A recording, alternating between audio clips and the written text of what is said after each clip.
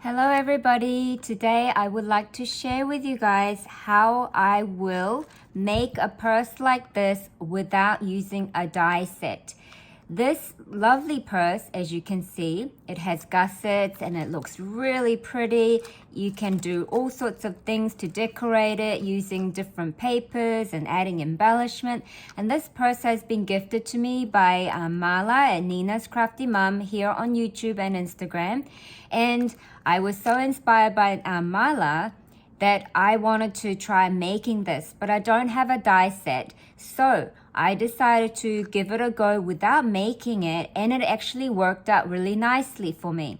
So I was able to send them off to friends. And my friend Michelle at Call Me Mitchie, she wanted me to do a tutorial, and I decided, okay, maybe there will be some other people that would also like to know how to make this lovely purse without a die set. So I am going to show you guys how I went about it. Now, with the decorating part, there are endless options for decorating. I mean, you could make this purse, the front part, into a shaker bit as well. You don't have to stitch like Marla did, but the way Marla has added the zigzag stitch, it looks really, really pretty. So I am going to share with you guys how to go about it. So you do need 2 different pattern paper. I mean, you can decide to choose whatever color you want, but I will start off with the larger piece. So with the larger piece, it's going to be 5 inches wide and 9 inches long, okay? 5 by 9. So you're gonna need 1 piece of that. The next one, to cover on top, you're going to need 4 3/4 by 8 3/4. 4 3/4, 8 3/4. Okay, so I'm going to show you where to score for the base paper, the longer one, the 9-inch long one. So I am going to score it. So you just, if you have a scoreboard, it's just really easy, fast process. If you have a larger scoreboard, it's even faster, I guess. But I don't have a large scoreboard, and I don't intend to buy a large scoreboard because I'm really happy with the size of my EK Tools mini scoreboard, because I can just keep it anywhere really comfortably. Like, it stores away so nicely. So I am going to put the long 9-inch paper down like this, and I'm going to score at 2.5, and then we're going to move to 3 2/8. Okay, then the third score line will be at 6 4/8. So now I'm running out of space. I've run out of my score line area. So what I'm going to do is then move this, and I'm going to add another 3/4 inch. So then you do that. So you add another 3/4 inch. Then you just simply fold it. Fold all the score lines carefully. Fold and fold. So then you have this happening. So this is the base, okay? So we scored line here, here, here, and here, and then we folded it, and now you have a base for the wallet, okay? So the next part is you grab the other one, and you're going to score at 2 3/8. Then you're going to do at 3 1/8, and then you're going to score at 6 3/8, and then you're going to add another quarter. Okay, so that's what I'm doing here. So then you just fold it like this. Okay, you just fold it. So that's the outer layer part. Okay, so I will show you now how it all fits nicely together. So then you get the bottom bits together, you line up the bottom score part together, and it just looks wonderful. See, that's how it's gonna look. So now we need to glue this part. Now, before I glue this part, you can simply choose to leave it in a straight edge like this, Or because we don't have the die to make this lovely shape like Marla's purse, what you can do is you can just draw a line with the pencil and make it round at the bottom and just cut it. Or if you have some border dies like this, I'll show you. I happen to have 3 different border die here that my friend gifted me from Germany, and I am going to actually use this one here to show you guys how you can add lovely edging if you don't want to freehand cut the round part for the top part of the purse. So now I need to move my scoreboard, and I am going to go get my die cutting machine.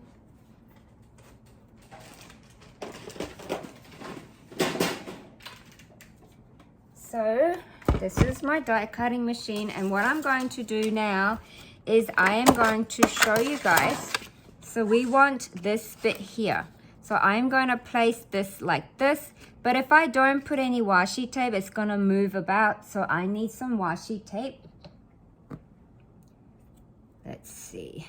Grab some washi that's nearby me. It's a lovely glittery one I have here. So I'm just going to simply place it at the top part of the purse like this, so it doesn't move when I'm cutting it. And then I'm gonna just put it through, okay?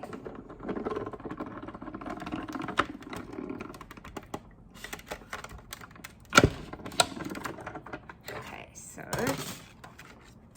now I don't need the die cutting machine, so I'll put that down. So then you just get this bit off the border die, and you get all of those bits off by using a pokey tool. I'm gonna take all of these bits out. Okay. So there are also Martha Stewart border punches, and I know a lot of crafters have some of them, so that will be really handy if you wanted to make a lovely pattern at the edge of your wallet.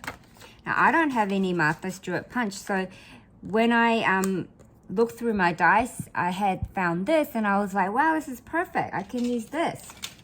So now it's gonna look like this, okay? And so I also think now that I've done that and the edges are a bit roundish, I think I want to use a corner punch to round this bit too. So I have this corner punch, and I'm going to just do the corner punch like that. Just gives it a nice finish.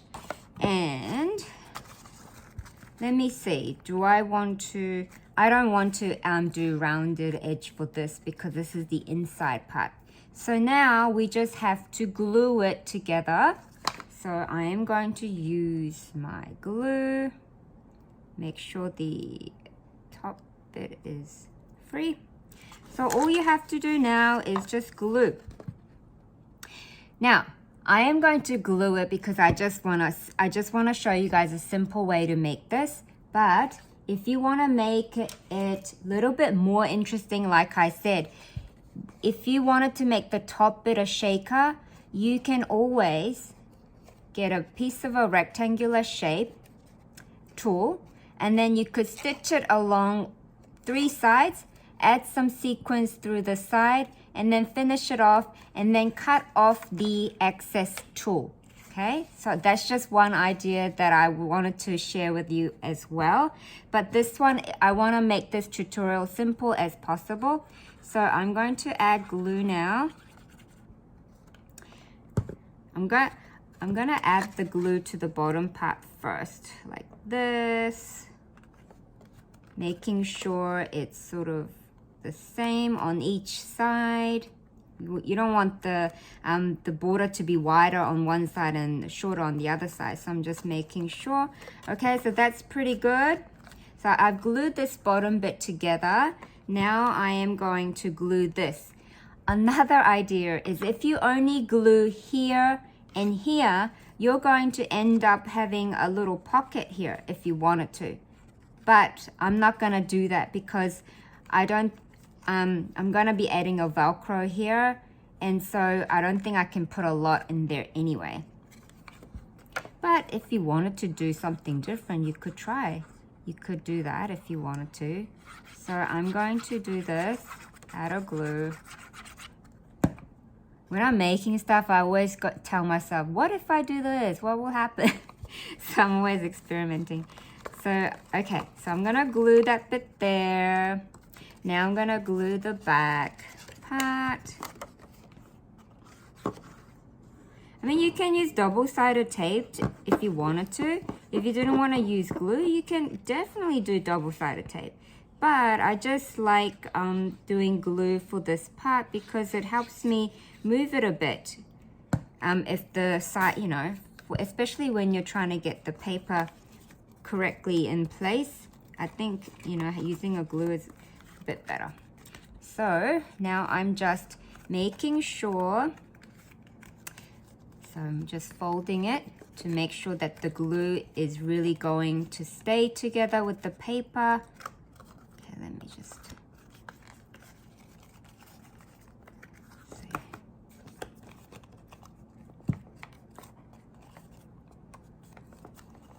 That's what I'm doing. I'm gonna like put it down on the ground and make sure I go over it so that the glue really is on there together. Making sure, you know, that's what I'm doing. Okay, so now we have the base. See? So all you have to do is now do the side. Now the side gusset, you just need, so it's 2 inches wide and 2 3/8 tall. 2 inches wide, 2 3/8 tall. Then what you do is you score at every 1/2 inch. So you put it against this on the scoreboard and you score at every 1/2 inch of the 2 inch side, okay? So half, another half, another half, and then you fold it like this, like that. So it looks like a double U shape, like that. So you need 2 of those, 1 for each side. I'm gonna move this now, and then, so let's glue it. So let's glue this one. And so I am going to place it, I'm gonna place it against, you don't have to put it right, don't put it right against the score line because you want it to fold a bit. So actually I need to move it up a bit. Just leave a little gap from the score line, okay? And then I'm gonna hold it like this, push it down, and then I'm gonna do the other side. So I'm gonna glue here. Okay, then I'm gonna do the other side. I'm gonna have it closer to me so I can see the score line and stuff and the edges. And you want this to sort of, you know, line up together. So I left a little gap there, as you can see, from the score line. So when it folds, it's not gonna be like rubbing against each other. Okay, so just hold it for a bit. I mean, if you're using double-sided tape, of course, it's gonna be a faster process. But like I said, using, you know, this sort of glue, it gives me a time to move it a bit if I placed it in the wrong position. So now we need to glue here and here to put that like that. Okay, so now I'm going to add the glue here. Glue here. And then I'm going to, now I need to use my fingers and put this one against this paper here. We want to kind of match it towards the edge like that. Can you guys see? Yep. I'll do that. And then I gotta do this side.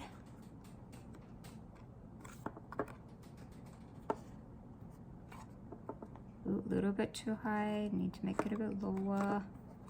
And I need to leave it a bit of a gap away from the score line. Okay, so now I'm gonna hold it like this. So my glue is attached. Okay. I hope this can be helpful. I mean, if you guys wanna go ahead and buy the die set, yeah, I'm pretty sure it's easy to find. But I don't really love buying too many die sets. It just gets stored and you don't get to use it that much, but that's just me. And if I can easily come up with a way to make it, then I like to do it that way. Okay, so now I have a gusset on the side, okay? So you have some space in there to add things inside. So what I did previously for my happy mails or surprise friend mail, what I did was I added some trims inside. I also used it for storing my long letter in there as well. So it's entirely up to you. You can even store bows in there if you wanted to. See? You can store like several bows in there. You can even store rosettes in there. Several. So it holds quite a bit. So this is like such a wonderful gift packaging idea. And I really, really love Marla's purse so much. So now, to finish it off, you're going to need some Velcro dot. I have this small Velcro dot here. Oh, they're both smooth side. I need to find the opposite side. Let's find it. This is my like sticky things in here. Okay, I found the opposite side. Move all of this out. So I'm gonna use this size Velcro. I'm gonna put it together like this and grab it off. And then I am going to sort of see, okay, so I'm gonna put it in the middle. I hope that's like the middle. And then I'm just going to simply close it. Lightly push it down. Do that. So my Velcro gets attached. Okay. So that's it, you guys. So now we just have to decorate it. But I'm not gonna decorate as well now. I just wanted to show you guys the base of how to put this together and share the measurements with you guys. I hope you enjoyed this tutorial. I hope you give it a go. And just remember that this is a really wonderful way to send some goodies to your friend. So, like I said, you can store the bows inside, and you can also attach the bow like this, and it'll be just complete. Very simple. You can, I'm sure all of us crafters have heaps of embellishments made. So you can just choose one of the embellishment and glue it on top like this as well. Okay? Or if you want, I'm sure we all have heaps of layered flowers like I do. You can add flower to finish it off as well. Thank you everyone for being here with me and listening to me talk. Have a wonderful day. And Michelle, I hope this has really helped you and many others. Thank you so much. And thank you, Marla, again for this lovely purse. Bye.